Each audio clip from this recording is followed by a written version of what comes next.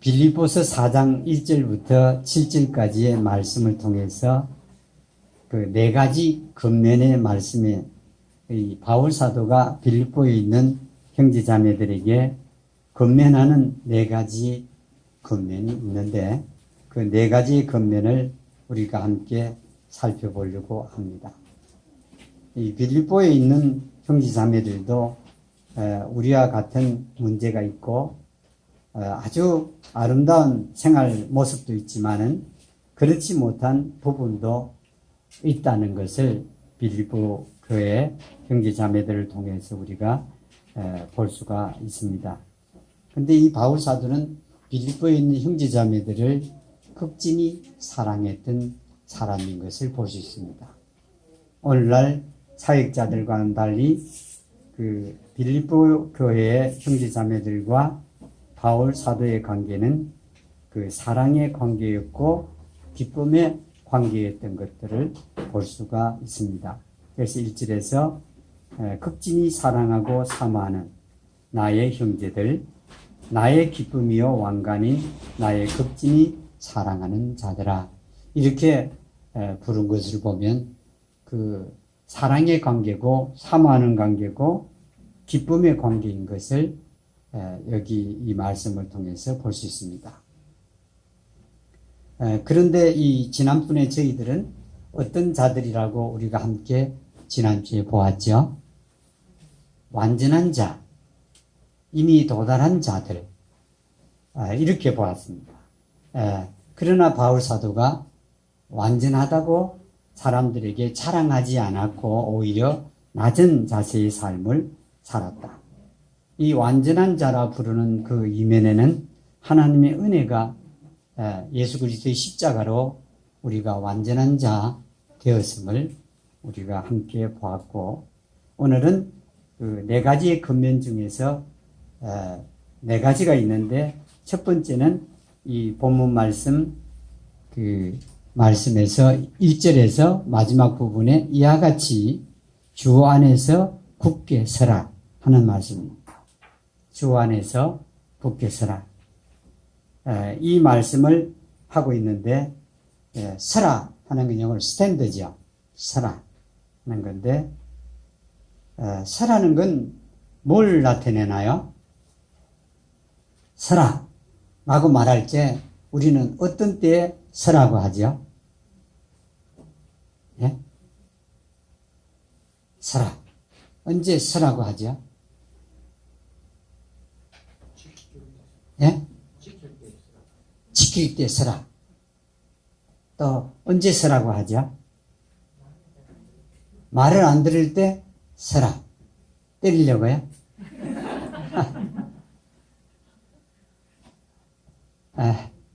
근데 여기에 이 요디아라는 사람하고 순디게라는 두 자매가 있는데 이 성경에서 바울 사도는 그 책망하지 않습니다. 이들이 잘못했거든요. 이들이 같은 생각을 갖지 않은 가운데 있었지만 그러지 않았거든요. 언제 또 서라고 그러죠? 힘을 잃었을 때 뭐라고 말할 수도 있죠? 서라고 할 수도 있겠죠. 또 언제 우리가 어린아이들에게 서기를 원하죠? 머무를 때 언제지 어린아이들이?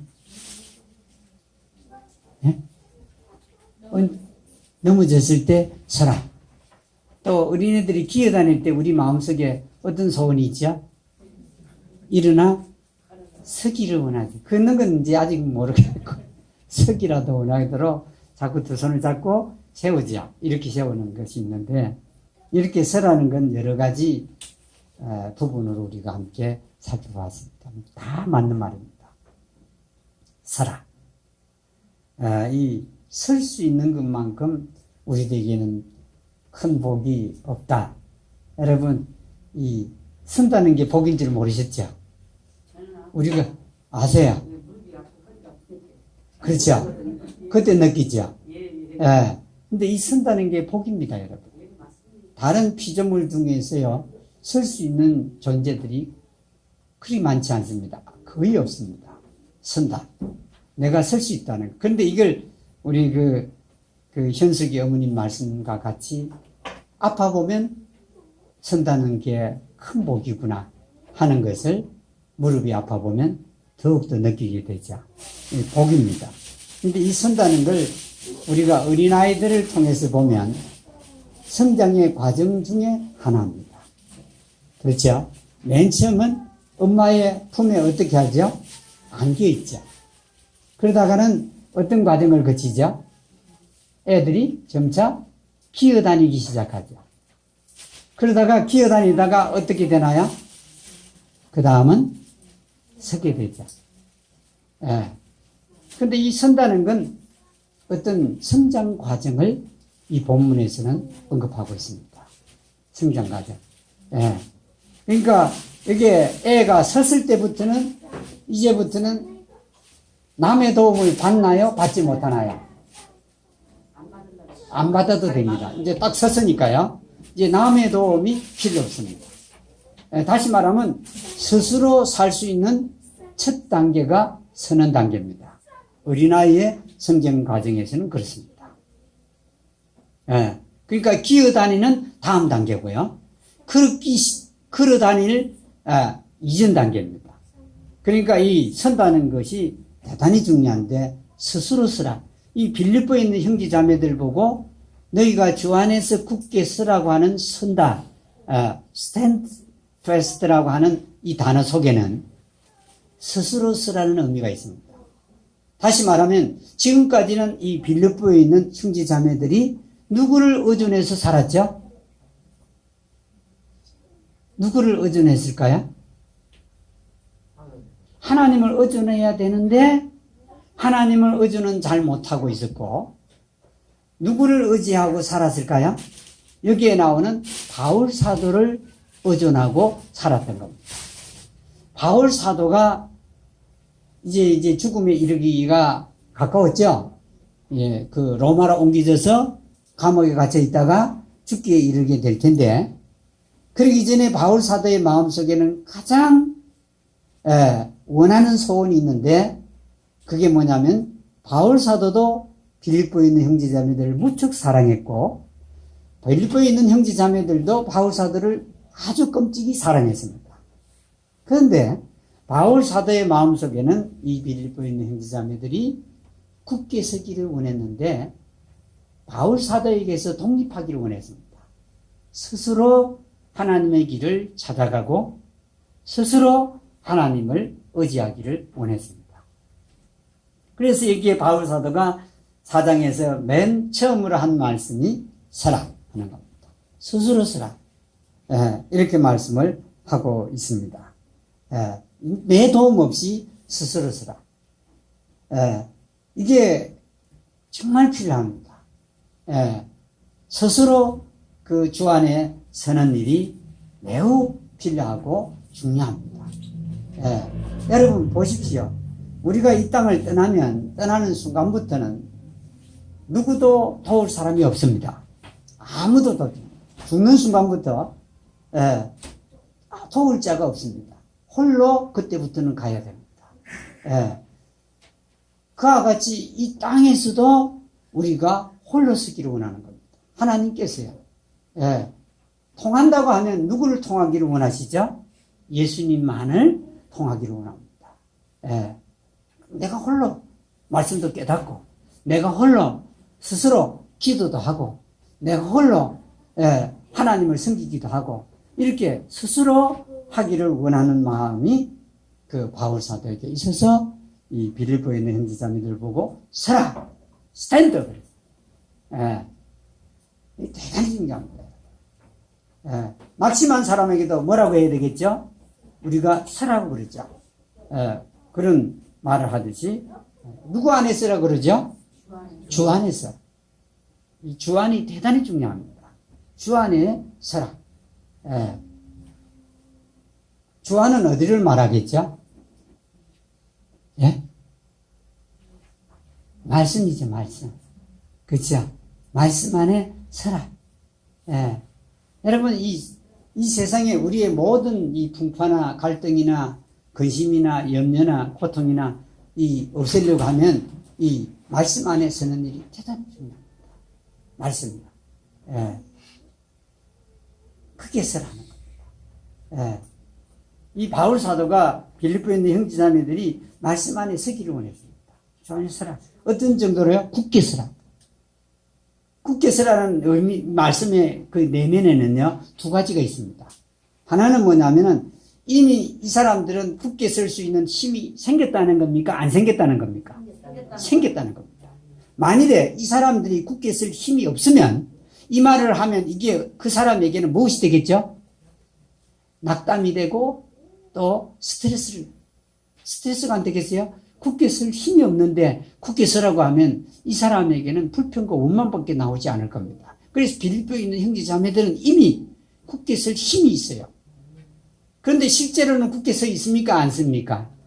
굳게 쓴 상태가 아닙니다. 그러니까 굳게 서라. 힘이 있다고 하는 겁니다. 그래서 나는 힘이 없어서 하는 말들은 이 빌립보서 4장 1절을 보면 안 맞는 말입니다. 이미 있기 때문에 굳게 서라고 했다. 다른 한 내면은 이 세상 풍파가 어떻다는 말이죠? 아주 험하고 심하다는, 바람이 심하다는 뜻입니다. 그때 우리가 굳게 서듯이 이 세상 상황이 그렇게 우리들에게 녹록한 상황이 아니다 하는 뜻입니다. 이 빌립보에 있는 형제자매들이 살아가기가 힘든 세상이니까 굳게 서라 이렇게 말씀합니다. 굳게 서라. 여러분 우리가 당하는 이 세상의 삶이나 이 세상 이 상황이요 그렇게 우리들에게 쉽지 않습니다. 참 어렵습니다. 하나님 말씀 안에 서리고 하면 할수록 더욱더 그렇지 않습니까? 안 그렇습니까? 그냥 세상대로 살려면 별로 힘이 안 든데 말씀 가운데 있으려 하면 무척 어렵습니다. 그래서 바울 사도가 굳게 서라. 굳게 서라. 굳게 서라. 말씀 안에서요. 굳게 서라. 이걸 바울 사도가 건면합니다. 굳게 서라. 굳게 설 힘이 우리들에게 있다 하는 전제하였습니다. 두 번째 건면은 기뻐하라. 기뻐하라. 기뻐하십니까? 박사님. 근데 이 기뻐하기가 쉽나요? 대단히 어렵습니다. 성경에서 너희는 기뻐하라는 말씀이 숱하게 말씀됩니다. 근데 그게 쉽지를 않습니다. 빌립보서 1장 빌립보서만 해도요. 기뻐하라는 기쁨에 관한 말씀이 여러 번 말씀됩니다. 1장 25절에 보면 너희 믿음의 진보와 기쁨을 위하여. 여러분 이 바울 사도는 이 빌립보에 있는 형제자매들이 말씀을 듣고 깨닫고 섬기고 하는 목적이 뭐냐면 기쁨입니다. 기쁨이냐. 그래서 기쁨을 위하여 이렇게 말합니다. 그리고 빌립보서 1장 26절에 보면 너희 기쁨이 풍성하게 하려 함이라 이렇게 말합니다. 기쁨이 넘치게 하려. 기쁨이 넘치게 하려 합니다. 빌립보서만 해도 이렇습니다. 2장 18절에 보면 너희도 기뻐하고 나와 함께 기뻐하라. 너희가 기뻐하기를 원한다. 여러분 이 예배당에 모이는 목적이 뭐냐면은 기쁨입니다. 기쁨. 이게 뭐 괴롭거나 내가 오히려 말씀을 듣고 침울해지는 게 아니라 기쁨의 그 목적이 있습니다. 그리고 3장 1절에 보면 주 안에서 기뻐하여라. 또 4장에서도 뭐라고 말씀하죠? 주 안에서 기뻐하라. 항상 주 안에서 기뻐해라. 이 지금 보십시오. 이 말씀 자체가 전부 무엇으로 점철되어 있죠? 기뻐하는 데 있습니다. 기쁨이 목적입니다. 빌립보서만 해도 지금 너댓 번 말씀하고 있지 않습니까? 기뻐해라. 주 안에서 기뻐해라. 여러분 이게 이 항상 기뻐해라. 항상 기뻐할 수 있나요 없나요? 없습니다. 로봇가 아닌 이상에는 아니면 형식적인 종교인이 아닌 이상에는 항상 기뻐할 수 없습니다. 늘 기뻐할 수 없는데 이 빌립보서에서는 항상 기뻐하라 그래요. 항상 기뻐하는 게 누구의 뜻이죠? 하나님의 뜻입니다. 뜻이요. 여러분 이게요. 하늘나라 가는 것도 하나님의 뜻이고 항상 기뻐하는 것도 하나님의 뜻입니다. 만일 안 기뻐하면 뭐라는 말이죠? 하나님의 뜻이 아닌 걸 했으니까 뭐죠? 그것도 죄입니다, 여러분. 사람들은 죄가요, 도둑질하고 때리고 욕하고 싸우고 이것만 죄인 줄 압니다. 살인하고. 그게 아니고 여기에 뭐냐면은 이 항상 기뻐하지 않는 것은 실상은 뭐냐면은 죄입니다. 왜냐하면 그건 하나님의 뜻을 따르지 않은 거 아닙니까? 그 죄도 예수님 용서했으니 다행이지, 안 그러면 우리는 날마다 수많은 죄를 짓는다고 볼 수 있습니다. 기뻐하는 게 왜 하나님의 뜻인지 아십니까? 하나님이 우리가 기뻐하는 게 왜 하나님의 뜻인지 아세요? 창조하셨기 때문에요. 창조하셨기 때문에 창조를 받은 피조물이 기뻐하는 걸 하나님 좋아하는 겁니다. 최다면은 연수와 지수가 기쁜 게 좋아요? 슬픈 게 좋아요? 예? 일이 잘못돼도 어떻게 하기를 원하죠? 기쁘기를 원하지. 잘못돼도 얼굴을 침울히 하면 안 좋죠? 예. 오자매님, 여기 현아하고 현우가 기쁜 게 좋습니까? 슬픈 게 좋습니까? 늘 기쁜 게 좋나요? 아니면 가끔은 기쁘고 가끔은 슬픈 게 좋나요? 늘 기쁜 게 좋습니다. 그러면 난 기뻐요. 부모는. 그렇죠? 예. 그렇잖아요. 성자매 어때요? 예. 성은이가 기쁜 게 좋아요? 찡그린 게 좋아요? 기쁜 게 좋았죠. 예. 이명자매님, 여기 우리 말은 안 들어도 세인이 근호 이 세 명이 기쁜 게 좋아요? 슬픈 게 좋아요? 기쁜 게 좋습니다. 그래서 기뻐하려면 내가 꾸중을 하면은 얘들이 안 기뻐지면 이게 내 마음이 도로 아프니까, 이게 사람이요, 애가 잘못할 때 꾸중하는 게 좋으냐 아니면 안 하는 게 좋으냐, 여러분 어느 게 더 좋죠? 꾸중을 하면 금방은 듣는 것 같은데 내 마음이 어떻게 되죠? 괴로워집니다. 여러분 때리는 사람은 더 괴롭습니다. 예. 물론 사랑이 큽니다만은 기뻐해라. 여러분 이게요, 웃음 치료하는 사람들이 억지로 웃게 하거든요. 예. 그렇죠? 막 크게 여기 예배당이 떠들썩 하도록 크게 웃으라 그럽니다. 웃음 치료 이 치료사들은 그거는 그냥 억지로 웃게 하는 거고요. 이 말씀에서 우리를 기뻐해라. 예. 기쁨이 아니거든 뭐든지 하지 말라는 의미겠죠. 예. 기뻐해라. 주 안에서 항상 기뻐해라. 여러분, 주 안에서 항상 기뻐 못하는데 여기에 기뻐하라는 건 누구의 도움이 있어야 될까요? 성령님이 도움이 필요합니다. 예. 이 성령님이 귀한 줄 여러분 잘 모르시죠? 성령님의 가치가 얼마나 큰가를 잘 모르시죠? 여러분, 우리는 시시때때로 누구의 도움을 구해야 되냐면 성령님의 도움을 구해야 됩니다. 그래야 우리가 주 안에서 항상 기뻐할 수 있습니다. 예. 여러분, 이 기뻐하는 것만큼 양약이 없습니다. 우리 다 이제 나이가 들면서 몸이 한 군데씩은 다 안 좋죠. 예. 근데 여러분, 이 몸이 안 좋은 데서 우리가 건강한 몸을 되찾으려면 양약을 먹어야 되는데 그 양약이 뭐냐면 기쁨입니다. 이 기쁨이 희한합니다. 여러분, 기쁨의 이 가치를 여러분 잘 모르는데요. 기쁨의 가치가 돈으로 환산할 수 없답니다. 예. 기쁨이요. 기뻐하는 거예요. 예. 그래서 이게 뭐냐면은 성령님의 도움이 필요합니다. 항상 기뻐해라. 예. 교육한답시고 사람들을 괴롭게 만들면 될까요? 안 될까요? 안 됩니다. 그건 슬프게 만드는 겁니다. 예. 기쁨을 위해서 교육도 해야 되고, 기쁨을 위해서 섬기기도 해야 되고, 기쁨을 위해서 뭔가 내가 남에게 어떤 말이든 행동을 해야 된다는 것을 우리가 볼 수가 있습니다. 항상 기뻐해라. 이게 바울 사도가 빌립보에 있는 형제자매들에게 권면하는 말입니다. 바꿔 말하면 빌립보에 있는 형제자매들 우리들처럼 항상 기뻐하지 못했다는 뜻입니다. 항상 기뻐해라. 예, 항상 기뻐해라. 여러분, 일이 안 돼도 기뻐하면 일이 풀릴까요? 안 풀릴까요? 잘 풀립니다. 그래서 옛날에 가화 뭐죠? 만사성. 예.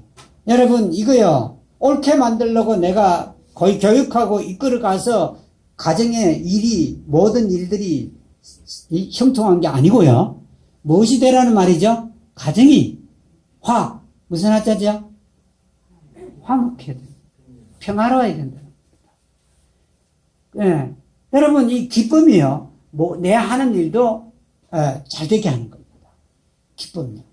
기쁨은 여러분 이 가치가 대단한 겁니다. 예. 이 성령님의 도움을 여러분 기도할 때 꼭 구하십시오. 도와주십시오. 예. 기뻐야 그게 아버지의 뜻대로 하는 겁니다. 전도하는 게 아버지의 뜻이라 안 하고 여기 아버지의 뜻은 뭐라고 하냐면은 기뻐하는 게 뜻이랍니다. 여러분 전도하는 게 뜻이라는 거 본 적 있나요? 예. 전도하라고는 했지만은 전도하는 게 뜻이야 하고는 안 했습니다. 사람들이 하나님께 돌아오는 거 뜻이야 하고 되어 있으면은 전도하는 게 뜻이라고 하는데 이제 기뻐하는 건 누구의 뜻이라고요? 하나님 뜻입니다.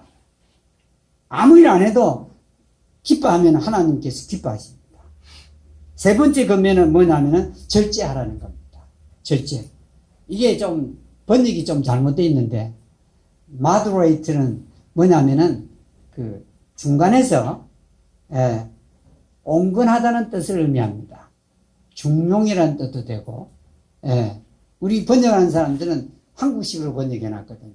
뭔가 하고 싶은 걸 하지 않는 것으로 여기에 적어놓았습니다. 부정적인 겁니다. 근데 긍정적으로 보면은 중용의 뜻이 있는데 한 곳으로 치우치지 않는 상태를 말합니다. 한 곳으로 치우치지 않는 상태. 이건 어떤 생활을 말하겠죠? 선과 악이 있으면은 어디로 치우치지 않는 생활이란 말이죠? 선에도 치우치지 않고 악에도 치우치지 않는 생활입니다. 이해되세요? 선에도 치우치지 않고 악에도 치우치지 않고. 이 선이라는 게 보통 하나님의 선입니까? 사람의 주관적으로 보는 선입니까? 사람의 주관적으로 보는 선입니다. 그래서 선에도 치우치지 않고 악에도 치우치지 않는 겁니다. 에덴 동산을 가볼까요? 에덴 동산은 사람이 살기에 가장 적합한 생활 환경이 있는 곳이 에덴 동산입니다. 아담과 이브가 하와가요 가장 살기 좋은 동산입니다. 여러분, 이 사람의 환경이 좋다고 해서 사람이 잘 되는 게 아닌 것은 에덴 동산의 아담과 이브를 보면 알 수 있습니다. 환경이 좋아도 이들이 누구를 떠났죠? 하나님을 떠나고 죄를 따랐지 않습니까? 근데 그 에덴 동산 안에는 하나님께서 두 나무가 있게 했습니다. 하나는 생명나무요, 하나는 선과 악을 알게 하는 나무입니다. 중간에다가요 두었습니다.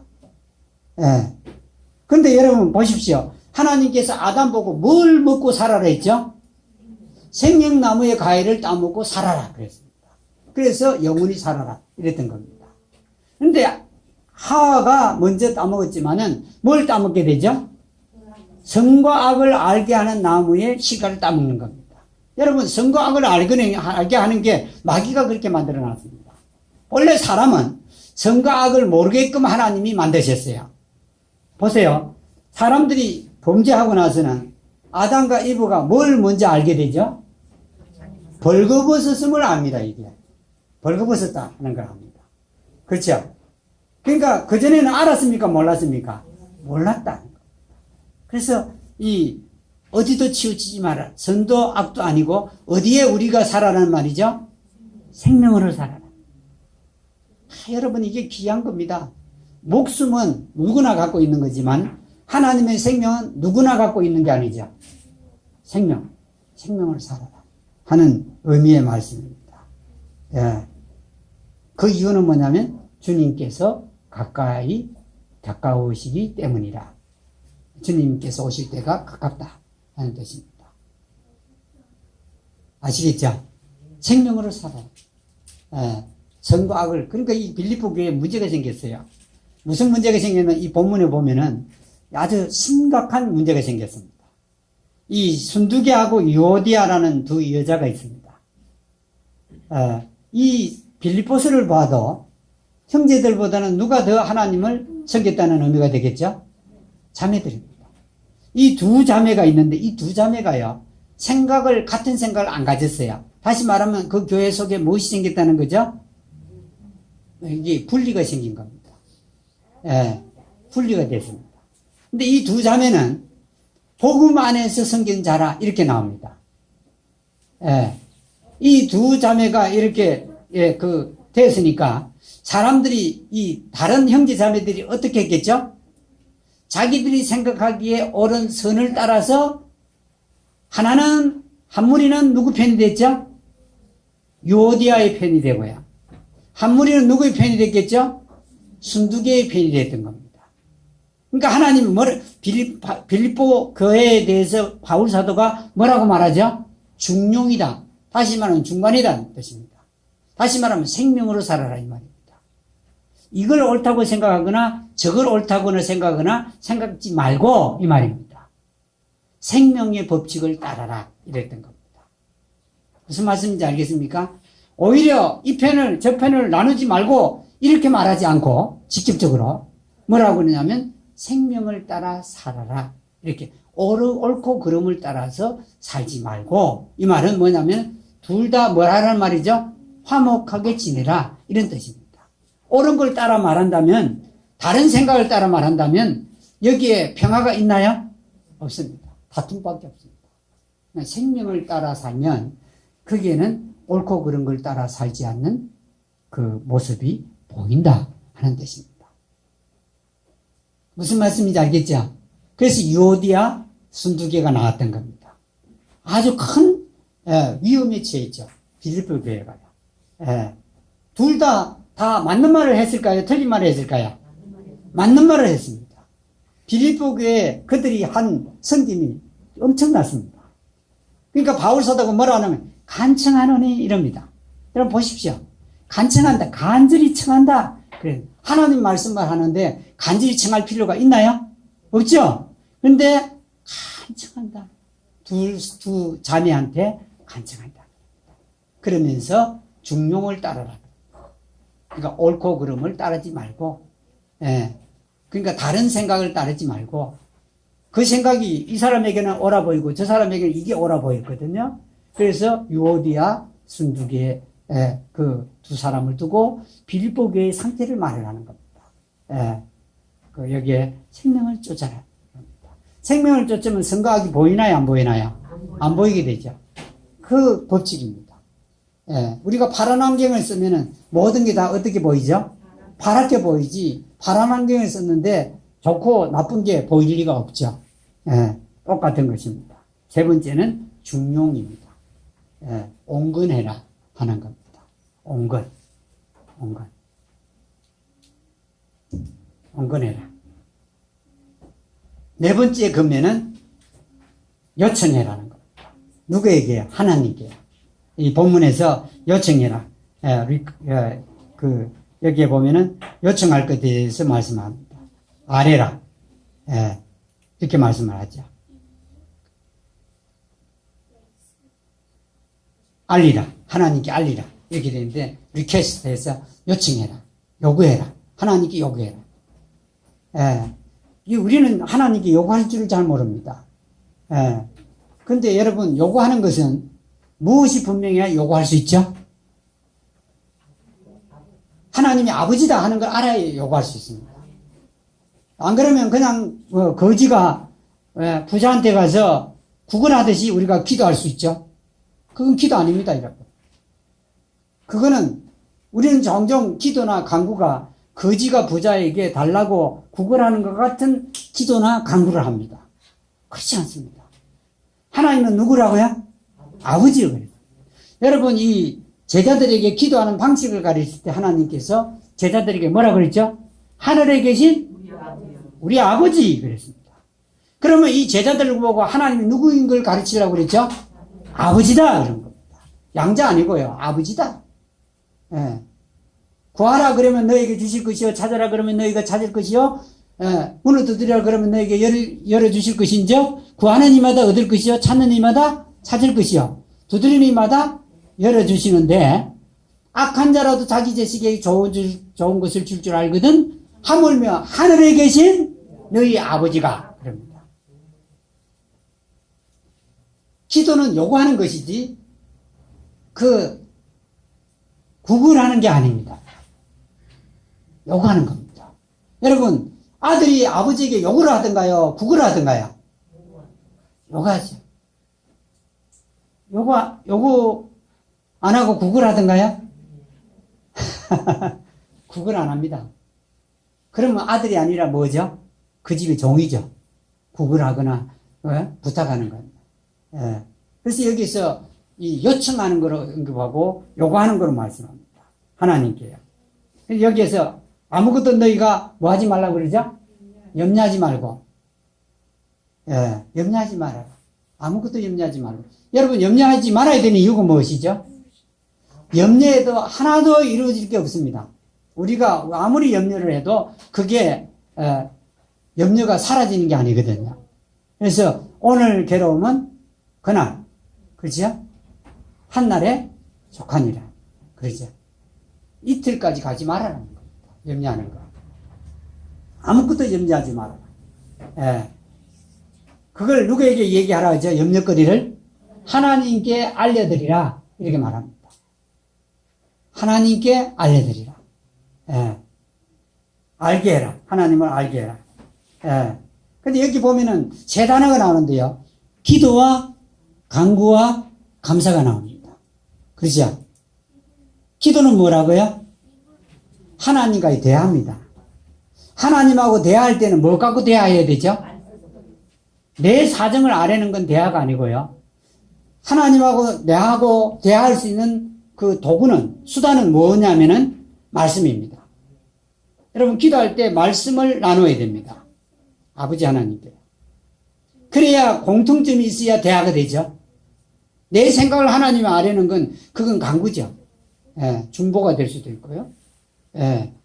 그러니까 무슨 말인지 알겠죠? 기도할 때 말씀을 갖고 하나님하고 잠깐 얘기를 해야 돼요. 그게 기도입니다. 그리고 간구는 뭐냐면 내 사정을 다 아뢰는 거죠. 예, 간구예요. 중보는 남을 위해서 간구하는 거고요. 내 사정을 아뢰는데 기도와 간구를 해라. 기도, 대화도 하고요. 예, 또 간구는 내가 필요로 하는 것들 구하고요. 예, 근데 하면서 꼭 필요한 게 뭐라고요? 감사합니다. 감사함으로 기도와 간구를 해라. 모든 일에서. 예, 모든 일에. 슬픈 일, 좋은 일, 잘 되는 일, 안 되는 일, 또 원하는 거, 원치 않는 거 상관없이 모든 일에서 하나님께 그렇게 감사함으로, 감사가 꼭 들어갑니다. 감사해요. 뭘 감사하든지 간에 감사함으로, 예, 기도와 간구를 하는데 그 일을 통해서 하나님께 우리의 염려가 알려지게 해라. 이렇게 말씀합니다. 예. 이게 네 번째 근면입니다. 그럼 그 결과가 뭔지 아십니까, 여러분? 기도 매일 하십니까? 기도요. 대단히 중요합니다. 간구 하십니까? 아주 중요합니다. 예. 간구예요. 예. 감사가 있는 기도와 간구 더욱더 중요합니다. 여러분, 얼마나 중요한지 모릅니다. 예. 그걸 하루에 한 번씩 이상 하면 할수록 결과가 여기 언급되어 있는데요. 하루를 평화롭게 산답니다. 평화야. 이게 뭐라고 말씀하죠? 예. 7절에요. 그리하면, 이 말입니다. 그리하면. 그리 안 하면 없다는 말이죠. 그리하면, 7절에 뭐라고 그러죠? 모든 이해를 뛰어넘는 하나님의 평강이, peace, 평화입니다. 평안, 평강, 다 똑같은 단어입니다. 평화, 평안, 평강, 이런 것들. 평화가, 예, 예, 여기에요. 평화가 어떤 평화라고 말씀하죠? 여기에 이 7절에서 모든 이해를 뛰어넘는, 이렇게 했습니다. 이 말이 뭘 말하죠? 모든 이해를 뛰어넘는.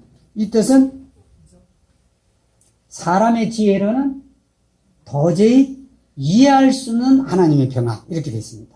하나님의 평화는요, 사람이 이해할 수 없는 거라는 겁니다. 예.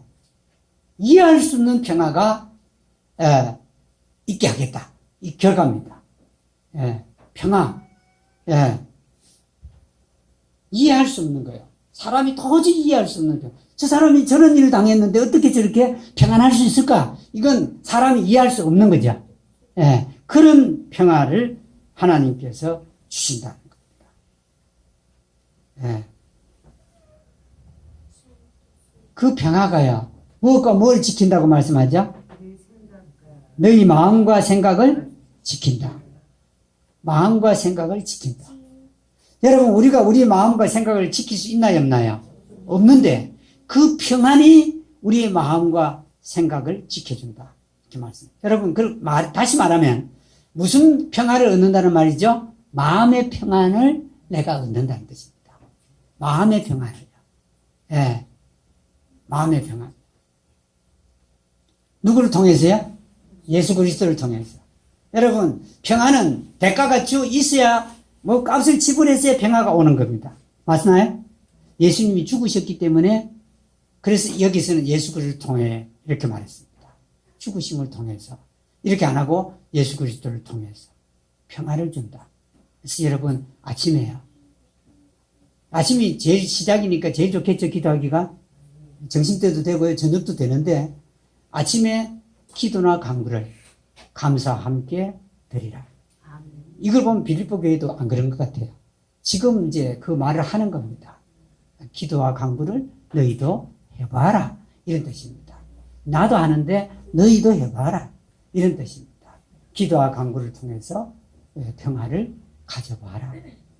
그 평화의 그 깊이와 정도가 얼마나 아름답고 놀라운가를 경험해봐라 하는 것을 바울 사도가 빌립보에 있는 형제자매들에게 말씀했습니다. 네 가지의 권면. 첫 번째는 무엇이었죠?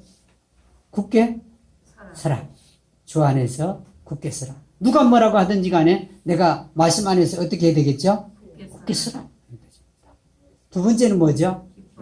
주 안에서 항상 기뻐해라. 다른 일로는 기뻐하라는 게 아니고 주님 안에서 기뻐해라. 세 번째는 무엇입니까? 절제. 다른 번역으로는 중용해라. 가운데 있으라. 이 말입니다. 선악을 따르지 말아라. 선악을 따르지 말아라. 네 번째는 무엇이죠?